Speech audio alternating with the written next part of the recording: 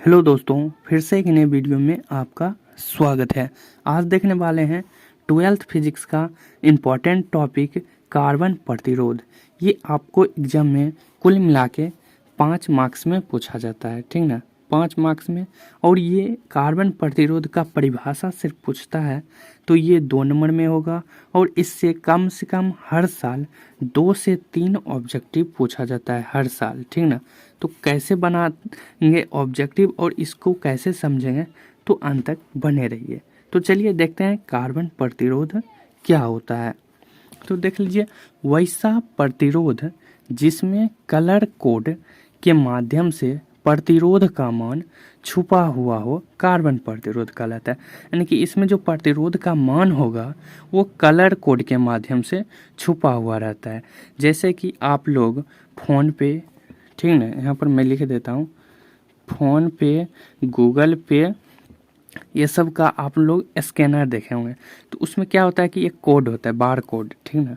तो bar code जो होता है उसको आप स्कैन करते हो तो वहाँ पर आपका सब कुछ डिटेल जैसे शो हो जाता है। तो उसी तरह कलर कोड होता है, उस कलर कोड के माध्यम से ही प्रतिरोध का मान छुपा हुआ रहता है। जैसे कि आप लोग फ्लिपकार्ट या अमेजोन से शॉपिंग करते हैं तो उसमें क्या होता है कि आपका प्राइस लिखा हुआ रहता है। जैसे आप लोग ऑनलाइन पेमेंट करिएगा तो वहाँ पर जैसे ही उसका स्कैन कीजिएगा तो वहाँ पर आपका जितना का सामान होगा वहाँ पर जैसे स्कैन करते ही वहाँ पर खुल जाएगा। तो वही हुआ, उसका मान छुपा हुआ रहता है कलर कोड यानी कि बार कोड में। तो यहाँ पर प्रतिरोध का मान कलर कोड के माध्यम से छुपा हुआ रहेगा। तो चलिए देखते हैं क्या क्या होता है।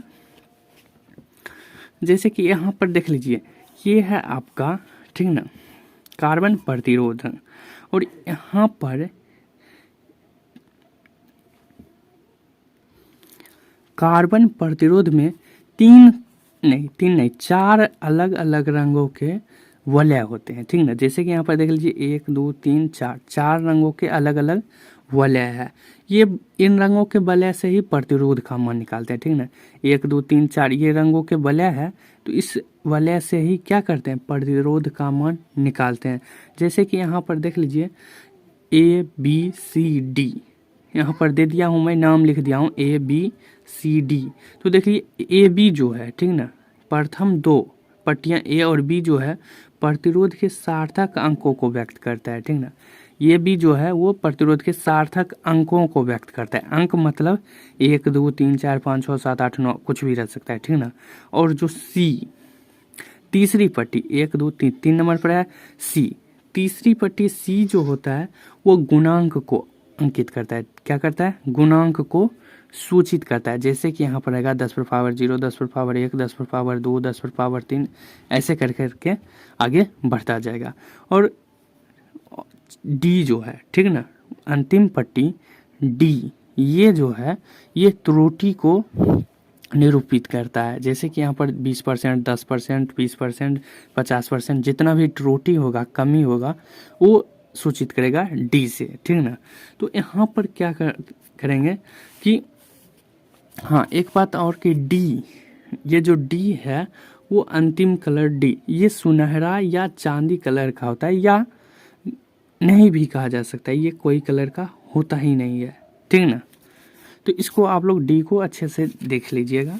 तो अब क्या देखेंगे कि इसको ट्रिक के माध्यम से देखेंगे, इसको याद करने के ट्रिक।